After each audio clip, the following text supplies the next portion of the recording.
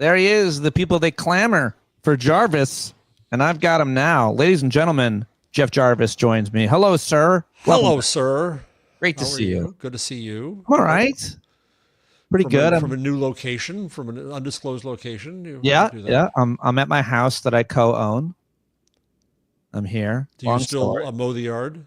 Oh, yeah. I take care of the place. Oh, this morning, I almost fixed a washing machine.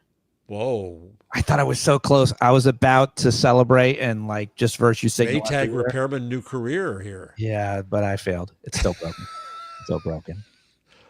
I like the way it feels when I get to fix something myself, but I think this one I might have to call in a real man. Yeah, I don't even try. Nothing. What's the most complex thing? What about a garbage disposal, a sink, a faucet? None of that. A hose? Can you put a hose on a faucet? Well, I had to go buy some washer. What do you call them for that recently? And did for me a week. I can put together an IKEA cabinet and think that I'm doing something. Okay. All right. That's pretty impressive. You're around an Allen wrench. Yeah, that's. Who was Allen? I've always wondered. I don't know, but I hope he gets royalties every time we use one of those babies. And I hope he feels our anger at having to use one of those babies. All right, Jarvis, great to have you here. A lot of things I want to discuss with you. As always, there's a litany, a myriad subjects to speak with you about. We got to probably talk a lot about the Epstein, the latest. Best thing I saw, or hottest take I saw, was when Alex Jones went on a rant yesterday, or just tweeted, he's posting, he was like, why is Trump ripping apart MAGA? He's ripping apart MAGA. And Ron Filipkowski tweeted, quoted, he's like, because he's already won. He's got everything he wants. He doesn't care about these people. And I thought, that's a pretty good take. That's a good take. You like it? Yeah, and I also liked that Jones was I don't like to use I can't do it as well as you do. I don't like to use the word cult, but so here he is, the cult leader, admitting they're a cult under Trump, and it's just delightful to watch. And the Democrats finally doing something right by keeping it constantly in the flow. Now, if you watch Fox News with our friend Julia Jeske, you'll see that they aren't talking Epstein. They're trying to hide it, but Trump himself is bringing it up regularly, which is wonderful. And the Democrats are just hounding it, keeping on it. And so is MSNBC, which is good to see. So I guess there's a chance that documents actually come out, and there could be some Democrats in there. It could backfire to that extent, but I think Democrats look what we did to Al Franken, who did nothing much of anything wrong. So Democrats have thrown their male wolves over the cliff before. One of the most irritating, offensive ideas that you hear from the right and others are conspiracy theorists, are that somehow Democrats and Hollywood liberals are more likely to be sexual deviants, predators, rapists, and it's men. It's just a men thing. Like, yeah. I don't care if the guy's liberal Democrat. I don't care if it's Bill Clinton. I don't care if it's somebody that I really like and respect. If you've done these things, then you should have to face the consequences for whatever you've done. Yeah, whoever you are. Exactly. A woman, especially if it's like a minor or something. God, you know? Yes. So I just don't like when they're somehow acting like sexual assault has a political ideology. No. If anything, you're more likely to be religious, I would argue. If anything. So I mean, this was also a huge QAnon thing, starting with right. Hillary Clinton and the pizza parlor. Right. And the deep state is filled with child predators, right? So harvesting the blood of panicked children, so that then Tom Hanks adrenochrome, then injected it into yourself so you can live forever. I mean, I've done that. But I can see it's not working very well, but I'm not a big enough celebrity. It doesn't nobody care. So two things about that. One, it's amazing that child predation became the glue that held this cult together. That's a really weird thing.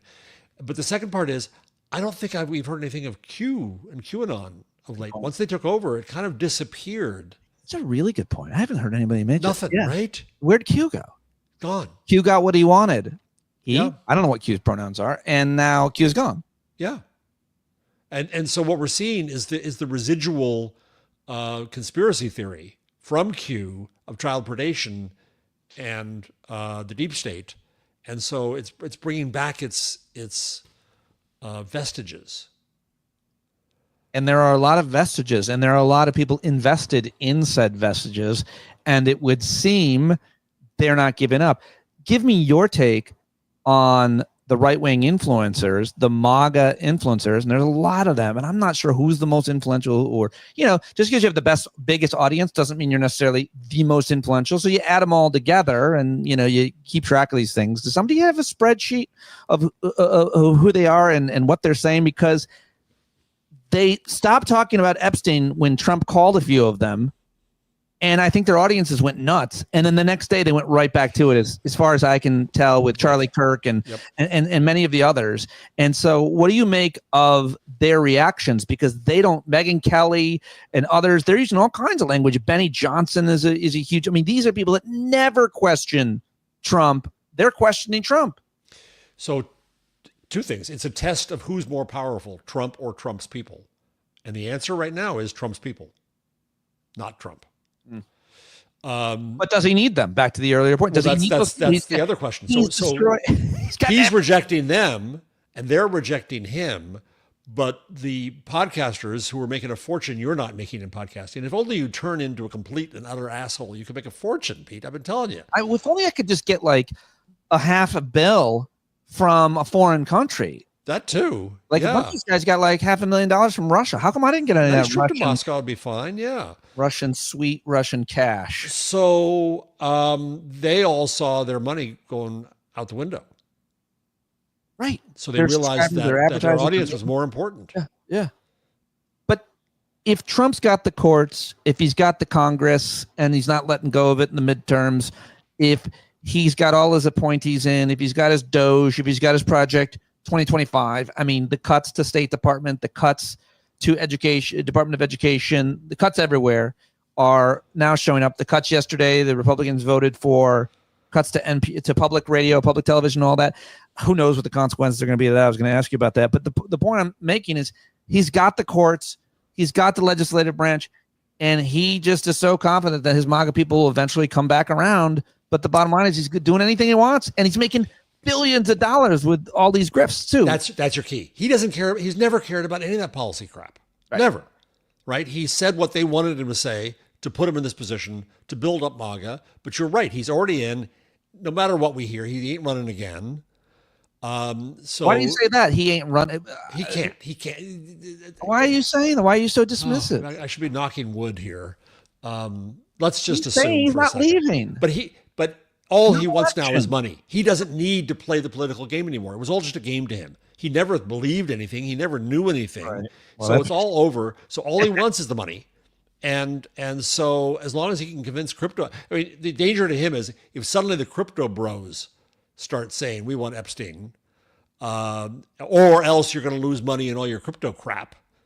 That might motivate him, but I can't think of anything else because all that motivates him is money.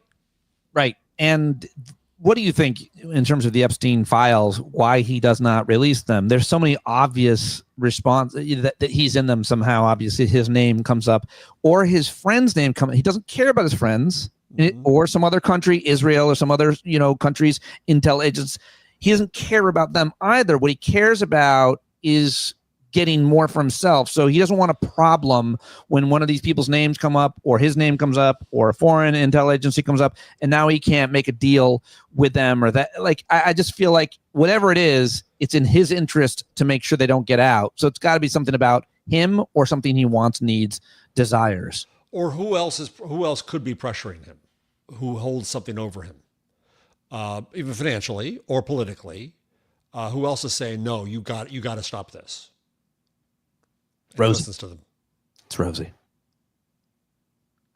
O'Donnell. She's the key to everything.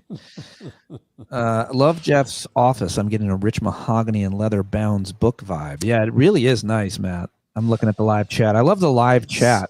All credit to my wife. He doesn't have friends, Kim says, in terms of Trump. Or Jarvis or Trump, Kim? No, we're talking about Trump. Yeah, he doesn't have any friends. He doesn't. I don't either. I'm Pete. He's the closest I got. Stop that. According to my eyeballs, nobody likes the man in real life. So he doesn't actually have any friends, but he has business interests and business partners, including his own kids, right? Yeah. Well, and that's the frightening thing of the kids doing trial balloons, of continuing the family in control. That's really frightening to me. The presumption is that MAGA without Trump starts to dissipate. Right. It does. These two knuckleheads can't carry it on. They're just they're the least charismatic too. Man, Yeah. I mean, they're both unlikable. Not that Trump is is frightening. Yeah. Okay, so this goes nowhere, right? Epstein. I mean, this is not, as long as, I mean, every day he seems to accidentally or purposely feed the conspiracy even more. Yesterday, Pam Bondi fired the prosecutor who prosecuted Epstein. Now, the reason may be because her last name is Comey, and I don't like that Jim Comey. Don't like Comey. But still, it doesn't help her or the Trump regime's narrative that they're not hiding something when they fired the prosecutor, right? Like that didn't do. So I think what they're going to do is try to, the cloak they're going to put over this is a special prosecutor. Even the prosecute who, right? You haven't listed any names. Who are they going after? They'll do something like that and then just try to drag it out and hope it gets forgotten. But I don't think the MAGA folks are going to forget this. I think they're going to stay on it and say, no, not good enough. Give us a list now. Give us the docs now. Yeah. I can't imagine that's not the case. Elon Musk is back out there. He's not leaving alone. I mean, like, nobody's leaving this alone. I mean, there is a legal conundrum here, because if at some point somebody decided they're going to be mean to Pete Dominick and say, well, yeah, Pete was on the island, and Pete was never on the island, you're besmirched in public with no due process.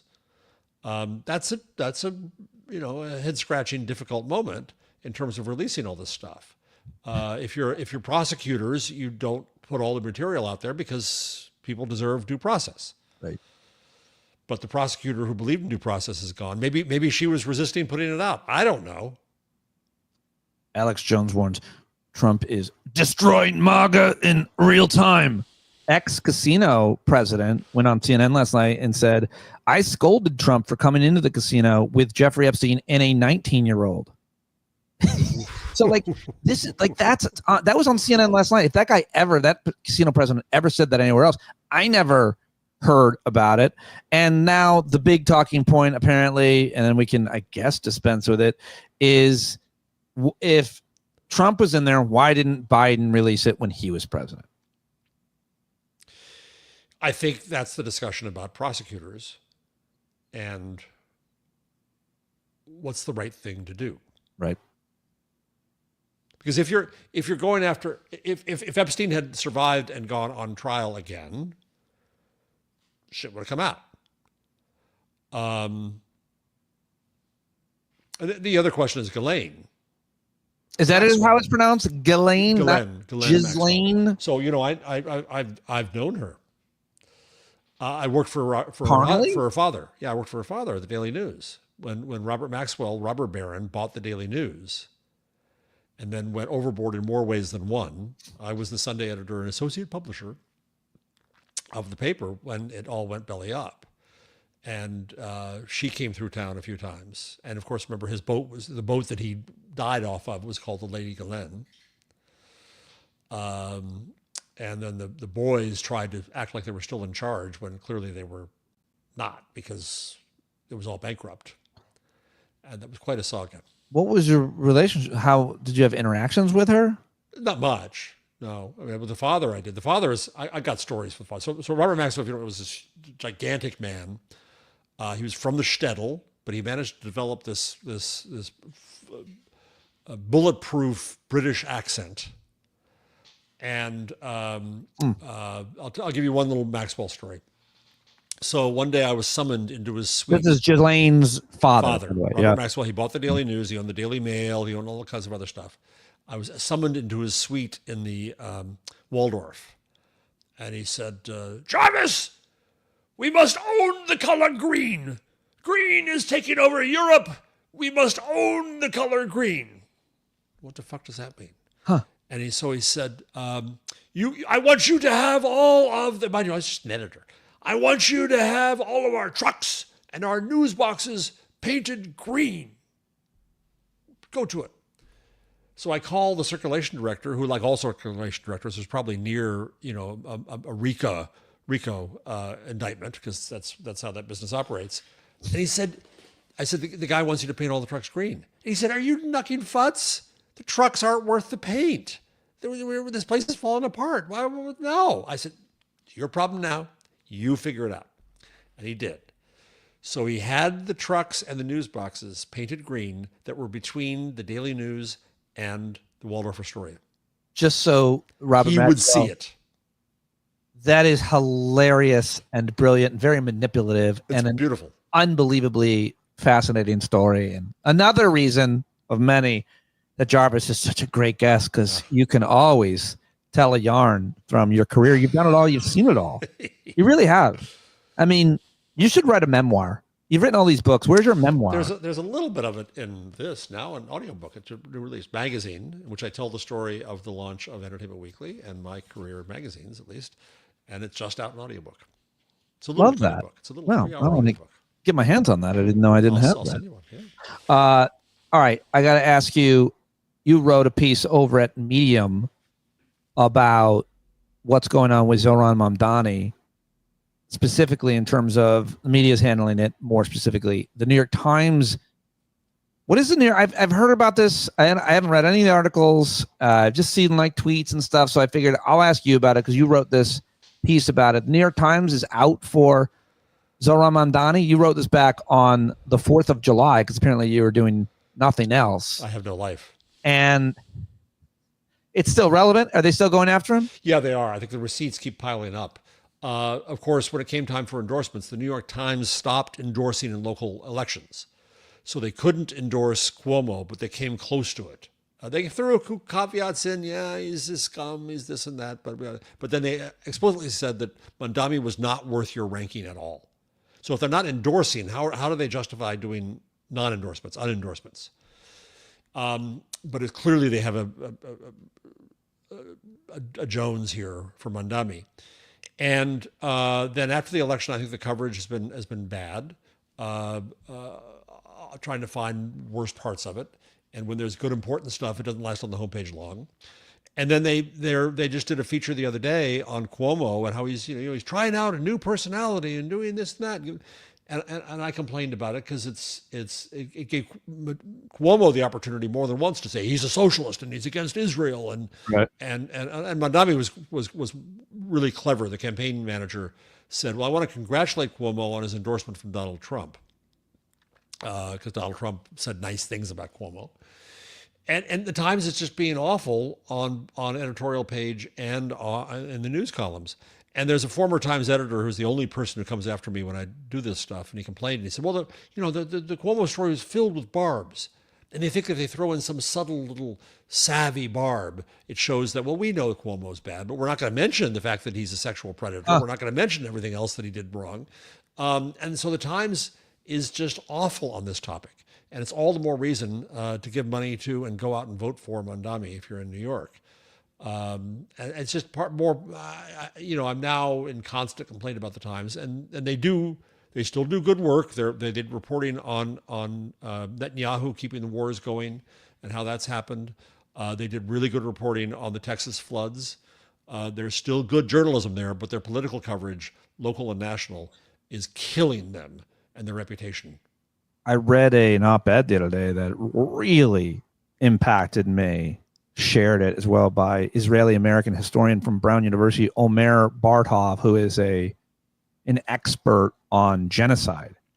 And the piece the Times printed was titled, "I'm a genocide scholar. I know it when I see it."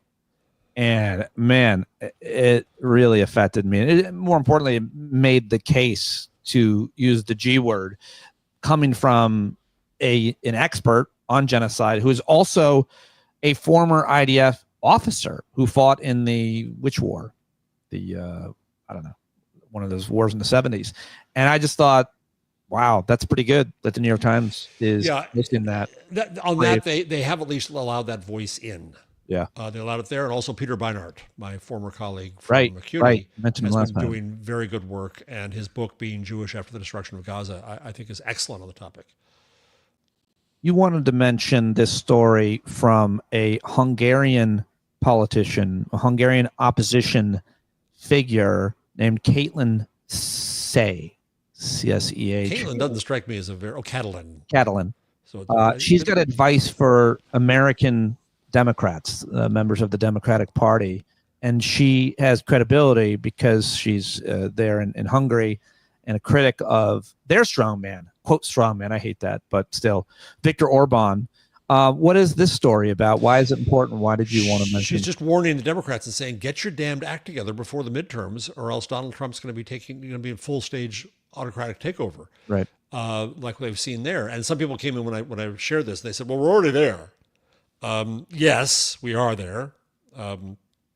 Nonetheless, the last hope we have to save ourselves at all is the midterms. And though I complimented the Democrats a few minutes ago on how they're dealing with the gift from Epstein, in this case, we talked about this a few shows ago. You and I, the Democrats, I still don't think they have their act together at all. I don't see any drive. Where are the I thought we were going to have a big. Wasn't it today? It's tomorrow.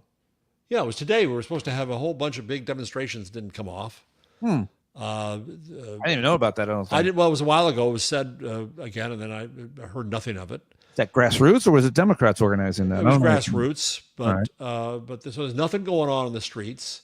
There's nothing going on from the Democrats. We're not seeing them dealing with media well. So it's a warning to us that we're ready for the full Orbanization. And we know that Trump admires Orban and sees him as a model. And Orban took over media. As you said earlier, NPR and PBS are now pretty much defunded. Anything that could be opposition, VOA is. Do you know about that? Do you know about that story? Like when you say pretty much defunded, like what are you talking about? Like what this vote last night, the Senate took, the House passed it, the Senate then took a look, amended it, and they sent it back to the House, and Trump's going to sign it. And it's like I don't know how much money they're clawing back, which is a new phrase, clawing back, only used apparently when you're taking money that's already been allocated, clawing back. Anyway, like I'm trying to wrap my head around this. I don't understand how the money is distributed to public radio and media outlets, television outlets around the country. But what does this mean? I've been arguing for some years, and it's not a popular opinion. I have many of those, that NPR and PBS should have weaned themselves off federal money because exactly for this reason. It would be taken away, that they're vulnerable. And my friends from the UK say, but look, we have the BBC. You should have that too. And I was, well, we're not Britain. And PBS isn't the BBC. And it's always been a political football. And the money isn't that much, actually. A place like WNYC in New York gets next to nothing from the Corporation for Public Broadcasting. But who's going to be hurt terribly is small town stations. Yeah. That don't have the income. And don't have the and poor populations, and they're not getting the memberships, and they don't have the sponsors, and so that's who depended upon this. And what NPR, in my mind, should have been was rob one to pay the other. They should have had the money going in so that it's a cooperative network. But NPR has never been that good at that. Neither PBS. They're all too independent-minded, and they don't stand up for each other sufficiently, I don't think. And so it's going to be damaging, especially in places where. The best example is Alaska, where public media is one of the important outlets for disaster weather coverage. And meanwhile, they're killing weather coverage. So this is not good. It's not, we're not Britain. The BBC isn't a huge part of our media ecosystem. Public media is not. So it's not as if they died tomorrow, it would be harmful as hell. But we have commercial media galore. Not that they're doing a great job, but we've got them as well. But like they don't do the kind of on the ground shoe leather reporting. Is it shoe leather? Shoe leather. That's our myth. Yes. Making calls and following up and talking to experts and victims and people to put together a traditional story the way that they do. I mean, there's not many people doing that kind of reporting in independent media, really not much at all, I feel like. Like, who's the biggest independent media outlet out there now? Like the Midas Touch and the Bulwark and the Pod Saves America guys. Like, none of them are doing original reporting. They're all relying on the Times, the Post, CNN, NPR, Reuters, and all the rest, right? You have a lot of independent, not-for-profit. The INN is the Institute for Non-Profit News or Investigative News, or I forget what they changed what it stands for. Places like Cal Matters, the City in New York, Texas Tribune, those are the places that are doing a good job locally. All of the hedge fund-owned newspaper chains are a disaster. They're ripped to the marrow. Right. There's nothing there. Which is most of them. There's only a few. Can you name those that are popular that are not? Like, is the Texas Tribune one of them? Texas Tribune was not a newspaper. In terms of the old newspaper companies, my old employer, Advance, the Newhouses who own Condé Nast, and the Hearsts are the last two kind of decent newspaper companies that are family owned. And they've cut back, but they're not like that. But Alden Global owns a lot of papers. Gannett is owned by hedge funds. McClatchy is owned by hedge funds. Knight Ridder rather is owned by hedge funds. McClatchy. Sorry, they merged all those into one. And one more I'm forgetting. So those control the vast majority of newspapers in the country. My friend Celeste Headley is on NPR forever. You know Celeste? Mm-hmm. She writes about the defunding. In a land where internet is spotty and cell service is a luxury, radio remains a vital lifeline. The cornerstone of KSKO's local programming is weather forecasting and what we call messages, sharing everything from emergency alerts to mother moose sightings in town. She then says, this isn't a blow to PBS and NPR. It's a blow to the American public who may not realize how much rural areas rely on public broadcasting for weather, local news, music, educational program. Musicians will lose a vital tool for reaching audiences without record company contracts. Just a couple of her posts. I mean, I think one can complain about it's a complicated ecosystem because everybody thinks that every public radio station is NPR, and it's not. NPR is a network, and public radio stations buy some from this network and that network and that network. I don't think NPR is not as bad as the New York Times by a long shot, but it hasn't necessarily bathed itself in glory in how it has dealt with the Trump years either. So it has the same problem as the Times, is the right has always hated them and the left is disappointed in them in terms of their political coverage. She's right in terms of local coverage. I mean, look at what happened in the tragedy in Texas. They should have listened to radio. They should have had weather radios that woke them up and got people out of there. Wanted to ask you also, of course, about, no, I forgot what it was. Age. It's a terrible thing to have. No, I just had notes and I locked my computer. I can't swipe. It's not swiping for me right now. And it was one of the things that you were talking about. Well, we could talk about right-wing fashion. On Blue Sky. Oh, I did want to get to that. What is this all about? Why are you tweeting? Why are you posting about women's clothing? So the Washington Post had a story today.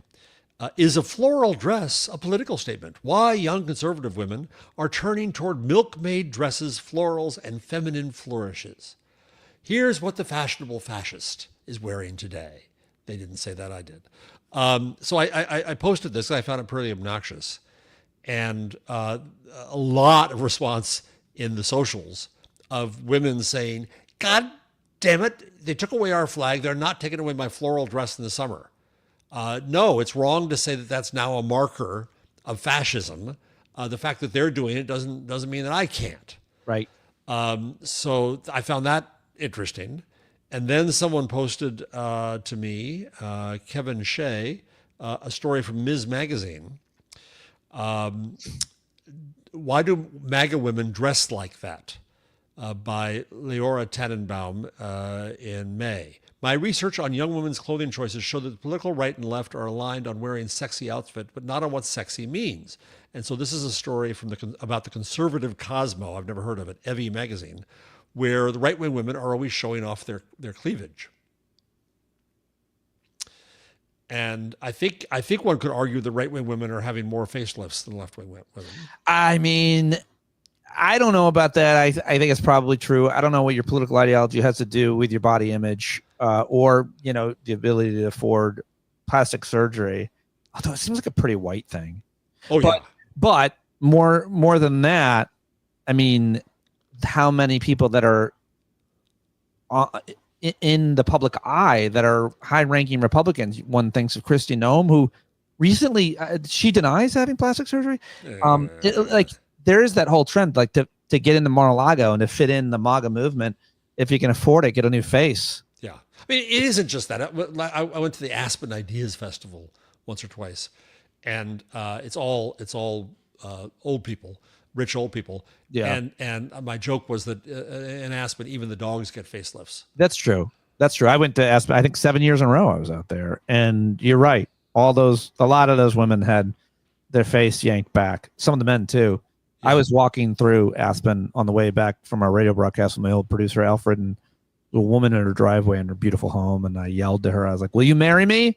And she, without missing a beat, yells right back. She goes, "Show me your tax returns." And I was like, "That's hilarious. That's awesome. Well done, lady." I was like, "I don't think I will.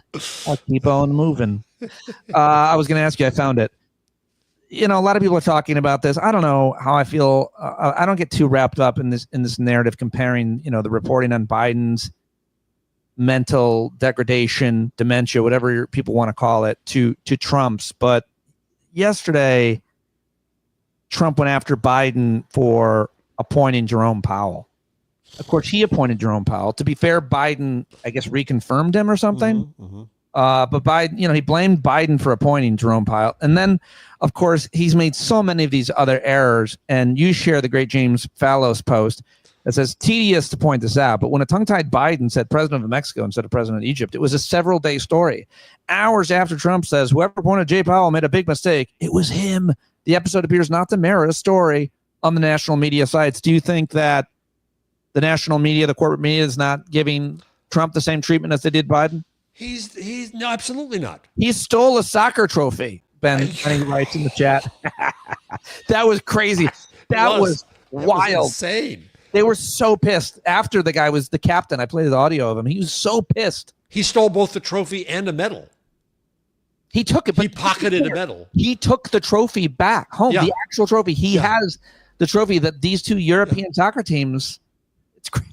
It's insane. He's insane. He's just a slime. And he's also completely bonkers. He's utterly inarticulate. He has no memory. He's wrong about everything. And no, they don't treat him at all well. Meanwhile, the Times, just to rag on the Times, which I do all the time, is brought up the first time that Biden actually gave the Times an interview. What's it about? The goddamned auto pen.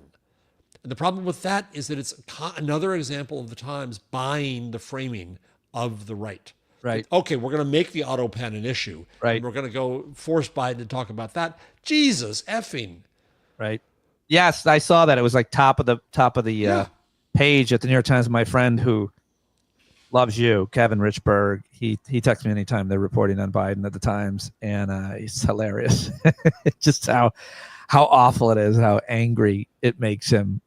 You also shared on Blue Sky, and I will scold you for this. Uh-oh. A photo of two photos, one of Trump's hand and one of his ankles, which has been circulating. Was that body shaming? Was that body shaming? People? No, it's just I don't like it because I don't mind body shaming him. I actually don't mind. I think I've made a new exception. I always was against body shaming and going after people for characteristics, immutable characteristics. But now I'm making the person's that much of an asshole. If they're evil, it's they're evil. So, but there's a picture of him. He's got makeup on his hand all the time now, and people are zooming in on it and taking pictures of his hand. And now his ankles are looking swollen, and someone shared that. They're definitely cankles, yeah. Big cankles. They look, but I don't like that because I guess it gives me hope. And you're no doctor, and you don't know what that is. And maybe those images are doctored now. Like his ankles do look very cankly and swollen, and this is it very hot. Maybe. What do you think of that? He's also in terrible shape, and we know that. And for all the Biden's old, we're not dealing with this in the least. It's real. He's got dementia. He's at some point on that timeline. His health is terrible.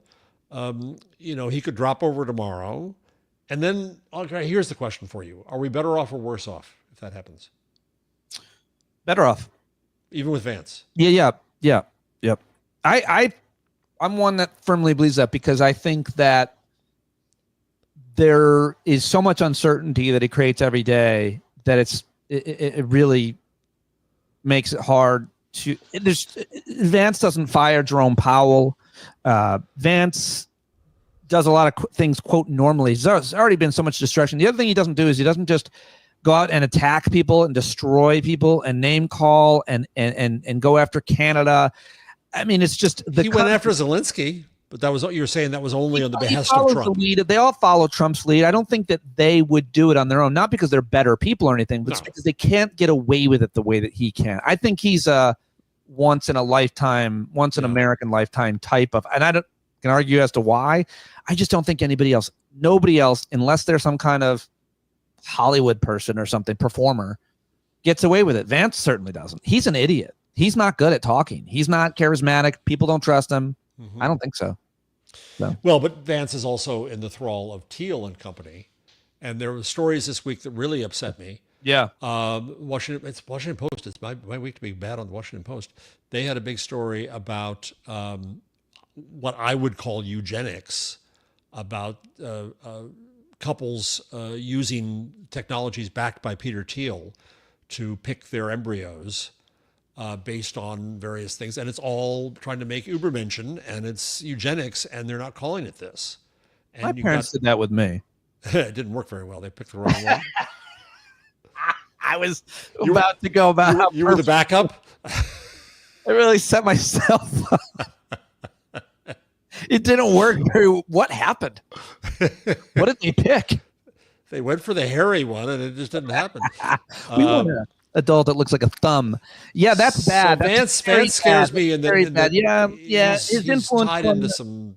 Yeah, that ideology is terrifying. The whole Curtis Yarvin, all the tech bro, billionaire, dark enlightenment shit is nuts. They are absolutely nuts. I just think Trump and the damage that he does hour to hour with his posts, day to day with his actions, no one can follow that, even if they try. I mean, you got the Stephen Miller, who is running a lot of stuff. They continue to do these types of deportations and so on. What do you think is going to happen there? I mean, they've just gotten a whole huge amount of money, billions more, for their detention camps and their stormtroopers. So it's only going to get worse there, right? I mean, could you see it any other way? Even if public opinion has turned, as they say it has, against the deportation and removal and kidnapping of people who are essential workers on farms and home buildings and et cetera? So 79% of Americans now recognize that immigration is a good thing. It affects our lives in so many ways. I think there is the opportunity to pull back, but the Wall Street Journal had a story. Nationalist vigilantes are now policing Russia's streets with a guy. What do you call the thing you wear that covers your whole face? Balaclava. Balaclava, right? So a guy with a balaclava. It looks like L.A., right? It's exactly the same as what's going on here. Yeah. Masked people, heavily armed and armored. The streets were already there. It's awful. People thought that there'd be kind of revolt against it, but LA gave us a bit of hope that people would protest, but it's happening, and people are being thrown into alligator Auschwitz, and that's good. It's terrible. So I don't know. They've gone so far down this line. I don't know how they pull back, and it's awful. Does public opinion matter? I don't know. Protests matter? I think protests do to an extent. I think that that's why I'm disappointed that the Democratic Party and the independents don't have us out there. I mean, every weekend would be too much, maybe, but we've got to show rage. There's no shock left in our media anymore. I don't know if we've talked about this. Have we talked about my theory of the crisis of judgment in corporate, in society, but especially in media? Mm-hmm. Go ahead. I don't think so. They're afraid to judge candidates. They're afraid to judge the voters who did this. When Hannah Arendt died, I make it a drinking game to always mention her name when I do this show. She was working on the last third of a book, and what was in her typewriter was the word judging as the chapter title for the last part of this book. So we don't know what she would have said. And I think that our media, because of the myth of objectivity, are so scared of judging, of saying that this is an authoritarian, this is fascist, this is racist. Yeah. They're afraid of the labels, but if they don't use the labels, then they can't explain what the labels are. They can't explain the authoritarian that is upon us, unless they are willing to say that something is authoritarian and that Donald Trump is a fascist. So there's a lack of judgment. There's also a lack of shock. That horrible, horrible stuff happens and it passes over them as if, well, it's another day, and they thus normalize the worst of it. There was if I said this before, stop me, please. I always said this to my students. Don't just say, oh, it's old Jeff doing it again, repeating himself. Der Spiegel. You said it before.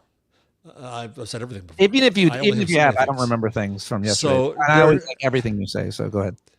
In Germany, AfD, the far right-wing party, was decreed to be extremist, which has implications in Germany. And there's political and legal implications to this, but there's also journalistic implications. So Der Spiegel had a piece some weeks ago asking, what do we do about this? Now that how do we change our coverage of it? And they had a really good piece, and I use Google Translate to cheat on my translation because I'm not that good. My German's not that good. Which quoted a Portuguese academic who argued that the problem here, it's a norms-based view of what's happening. That is to say that we tend to think that people are normal and fine and they're okay, and then they get radicalized. They get radicalized by evil podcasters and evil YouTube and evil politicians. And what this researcher said is, no, not at all. Those thoughts were in their heads. They didn't say them because of norms. Norms stopped them. Disapproval, judgment stopped them from saying it. And politicians came along and they didn't run on these horrible things because they never heard anybody saying it. And they thought that they would get judged. But then there's a triggering event. It's 9/11 or it's immigrants into Europe or whatever it is. And suddenly people start saying things they didn't say before and they find they get away with it. And the politicians start hearing it and they start running on it and they start winning on it.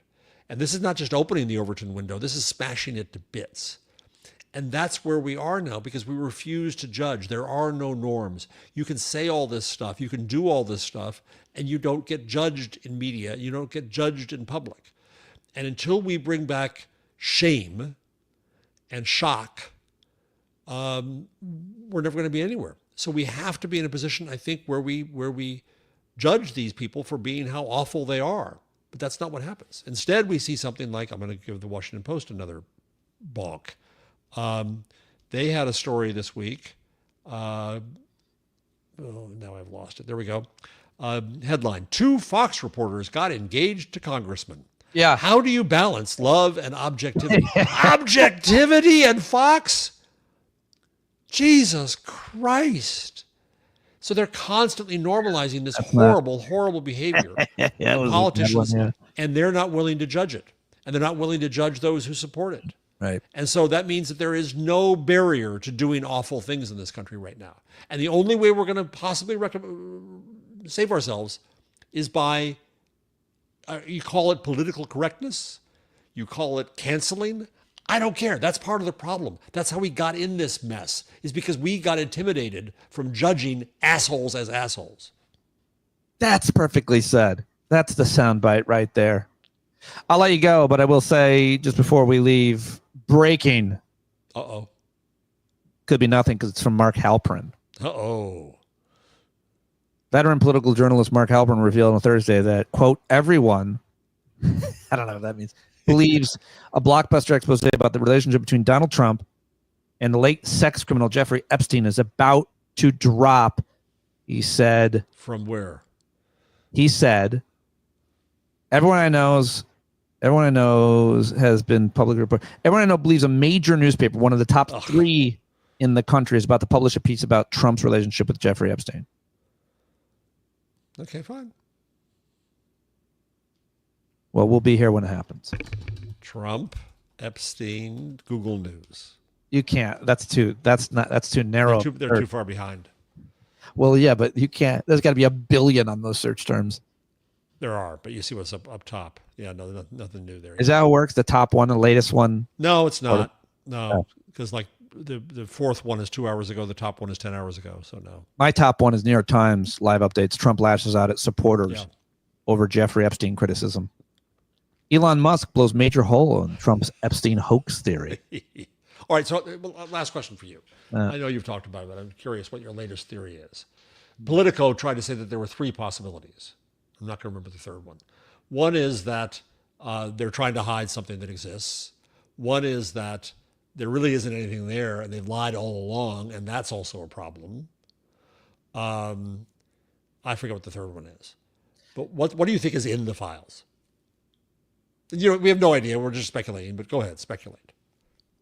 Pictures of Trump with young women, maybe. Mm-hmm. I've heard that reported about. I think pictures and videos are hard for him to get around. Quotes and reporting, you can say fake news, but I think if anything that he doesn't like is it's compromising photos of him with young women, on the plane or with Epstein or something like that, So not because we've all seen pictures with him with young women, but with Epstein, I don't know. It's the only thing I can imagine that he personally is most concerned about: photos and videos of him. We've already got like dozens of him with Epstein. By the way, I wonder, did anybody ever do lip reading of that famous video of the two of them? Oh, that's a good question. No, I did. Tell by the body language. It says Trump is saying, "That's a hot piece of ass over there. It looks like she might be under 15. Should it be me or you, Jeff? Me or you, Jeff?" Something like that, probably. Yeah. You know what? I probably could go sexual assault her because we're famous. We can do it. We can do anything we want. Something like that. I'm guessing. Fucking awful. All right, I'll let you go. I appreciate you very much. This is awesome. Always appreciate it very much. You're the best, and I can't thank you enough for joining me. There goes the great Jeff Jarvis, everybody, and thank you everybody for joining me live. And I will talk to you tomorrow or later. And I'm ending the stream to talk with Jeff.